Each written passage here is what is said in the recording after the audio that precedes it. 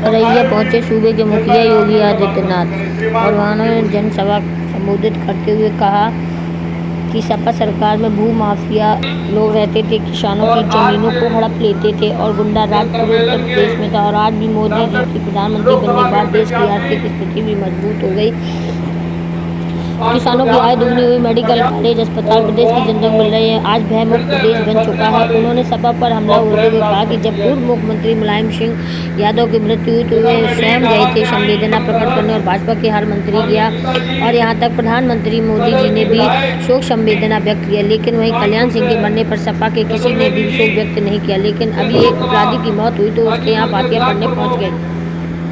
हमारे आराध्य देवों के अवतार पर, उनके अस्तित्व पर इन्होंने प्रश्न खड़ा किया था। आज तो अयोध्या में रामलला विराजमान हो गए ना, हो गए ना। कोई संदेह है क्या? कोई संदेह है? दान करने का अवसर प्राप्त होगा और इसीलिए आप सबका आह्वान करने के लिए मैं आपके बीच में आया हूं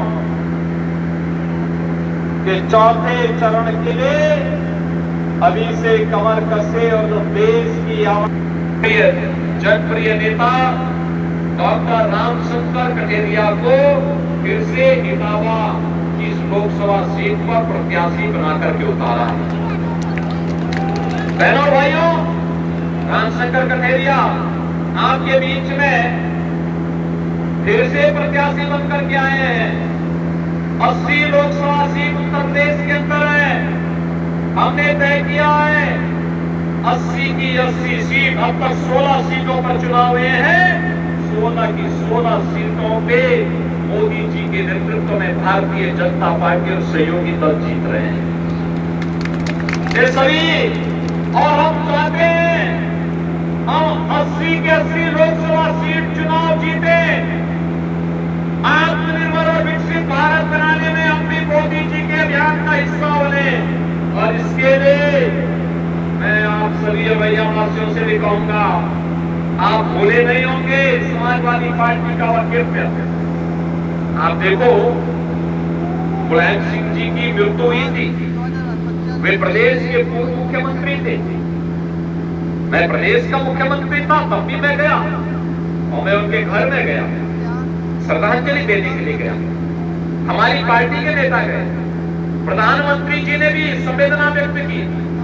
लेकिन बहनों भाइयों, जब कल्याण सिंह जी का सदैव कल्याण सिंह जी की मृत्यु हुई, समाजवादी पार्टी ने एक भी शब्द संवेदना के व्यक्त नहीं की। देखो, कल्याण सिंह जी के लिए कोई संवेदना नहीं व्यक्त करते। और अभी एक माफिया वाला था, उसके घर में फतिया पढ़ने के लिए समाजवादी पार्टी के नेता गए थे। क्या आप स्वीकार करेंगे क्या इस समाजवादी पार्टी को? क्या स्वीकार करेंगे क्या? और आपके यहाँ मेडिकल कॉलेज देने का काम भी इसी भारतीय जनता पार्टी की सरकार ने किया है। आप जान रहे हैं ना। लोकप्रिय प्रत्याशी और इस क्षेत्र के लोकप्रिय सांसद श्री रामशंकर कठेरिया जी, महिला मोर्चा की प्रदेश की अध्यक्ष माननीय सांसद श्रीमती गीता साक्य जी, लोकसभा के प्रभारी श्री नीरज चतुर्वेदी जी, प्रदेश उपाध्यक्ष और जिला की प्रभारी श्रीमती कमलावती सिंह जी, प्रदेश सरकार में मेरे सहयोगी मंत्रिमंडल में श्री राकेश सचान जी, श्री अजीत पाल जी, जिला अध्यक्ष भुवन प्रकाश गुप्ता जी, आनंद सिंह जी, विधायिका श्रीमती गुड़िया कठेरिया जी, सदर विधायिका इटावा सरिता भदौरिया जी, पूर्व मंत्री लाखन सिंह राजपूत जी, पूर्व सांसद रघुनाथ सिंह साक्य जी, पूर्व सांसद प्रेमदास कठेरिया जी, रजनीश पांडे जी, और भारी संख्या में उपस्थित भारतीय जनता पार्टी और सहयोगी दलों के सभी पदाधिकारीगण और उपस्थित बहन और भाइयों, आज मुझे औरैया की इस पावन धरा पर आपके बीच में आने का अवसर प्राप्त हुआ है। इस पावन धरा को कोटि कोटि नमन करते हुए मैं आप सबका हृदय से अभिनंदन करता हूं, स्वागत करता हूं। क्या था हर नल की योजना से कौन वंचित किया था, और विकास के जो बड़े बड़े प्रोजेक्ट हैं, एक्सप्रेस हाईवे,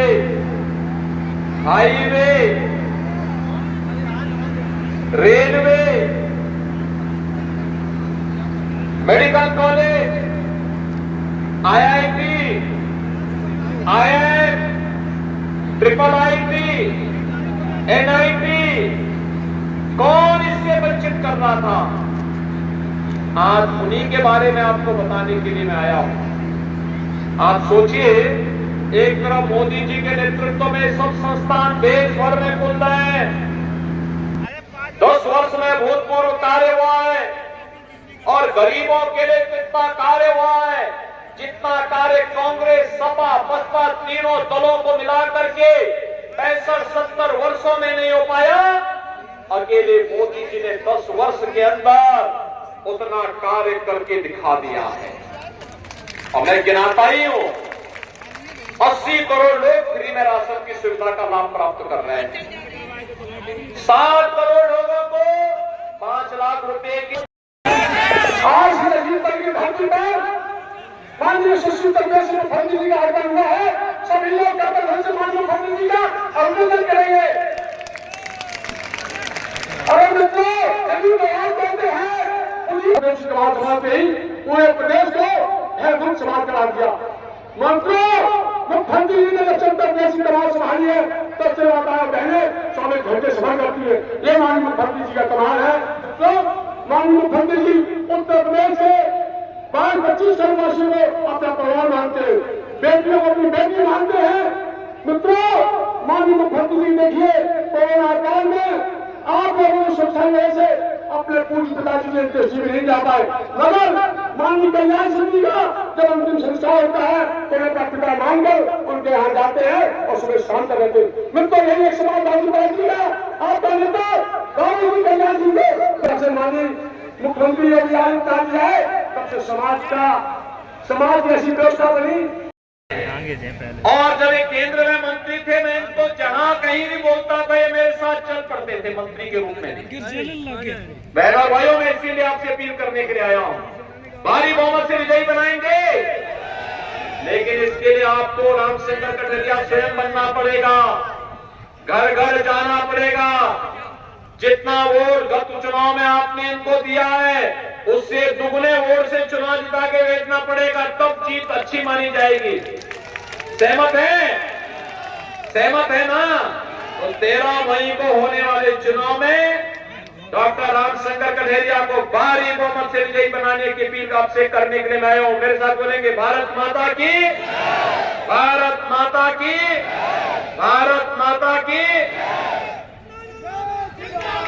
अब मैं आग्रह करता हूँ धन्यवाद ज्ञापित करने के लिए लोकसभा प्रभारी श्रीमान नीरज चतुर्वेदी जी भाई साहब।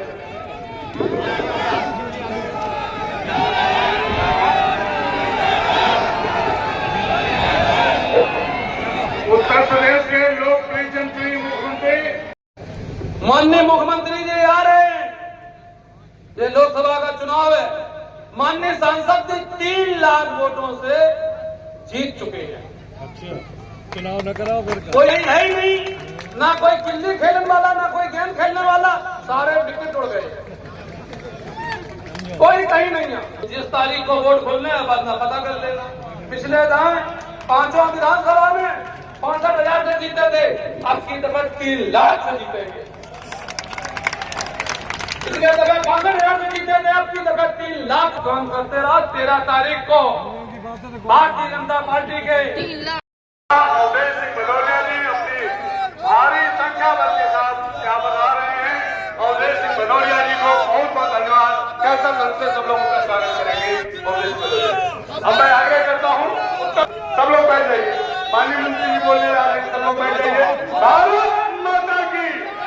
भारत माता की।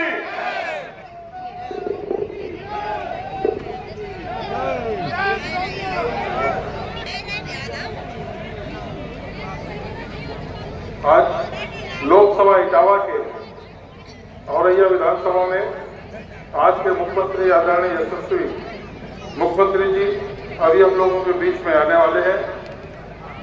हमारे मंच पर बैठे हुए उत्तर प्रदेश सरकार के आदरणीय मंत्री और सम्मानित मंच और जनता जनार्दन जो उम्र में हमसे बड़ा है उसके चरणों में कोटि कोटि हम सबको प्रणाम करते हैं, नमन करते हैं।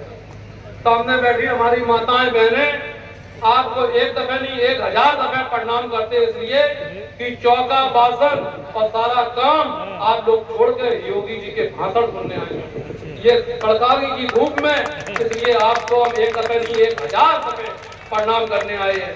जनता और मात शक्ति इस प्रकार से बैठी है जैसे ईंट में सांचे में मट्टी से ईंट पाती जाती। इसी प्रकार से 13 तारीख को आने वाले समय में माननीय सांसद जी के फेवर में जिनका कितने समय से प्रतीक्षा कर रहे थे, कैपिटल धनी से समझौता कर कीजिए माननीय मुख्यमंत्री आदित्यनाथ जी का।